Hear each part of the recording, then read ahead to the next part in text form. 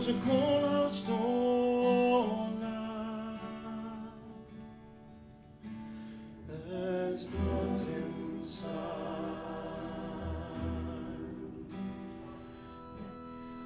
Close the coalhouse door, lad. We're in the final phases of rehearsal for Close the Coalhouse Door. Geordie family in 1968 getting together. They're a mining family. It's a 50th wedding anniversary of an old miner and his wife. Their friends turn up to celebrate.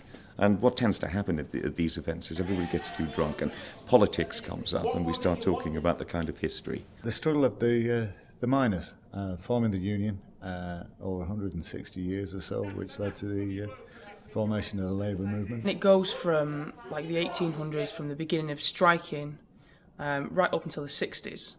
Kids who were 6 years old going down to the mine for 18 hours a day, and they had to fight to get that change. There is a hard point to put across, but it's an enjoyable evening.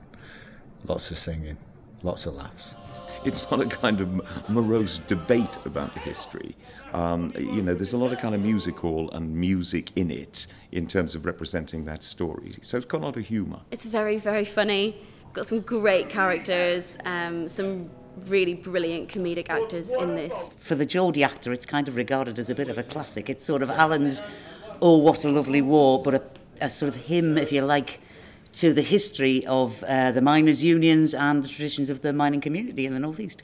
The music actually sort of is the life in the piece.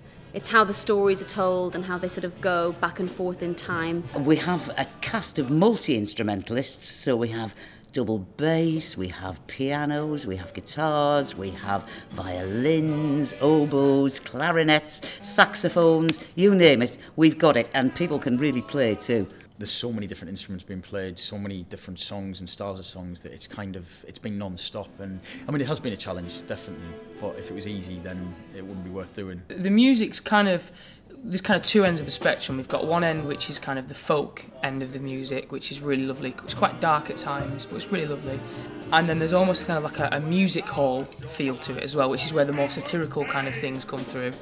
Each of the songs has a very specific meaning and is very well placed at that point in the piece. And especially how emotive this piece is, that the music just lifts that and just gives it more atmosphere, really. I mean, I sing a bit and then occupy a space on the stage, and everybody else just picks instruments up, you know. Oh, we'll need it. Oh, I can play that. Oh, I've got one of those. Yeah, and you just stand there thinking, right, yes, you talented bunch of... You can expect to be thoroughly entertained. You can expect to laugh, to cry, to tap your feet, to smile, and to go home feeling really good.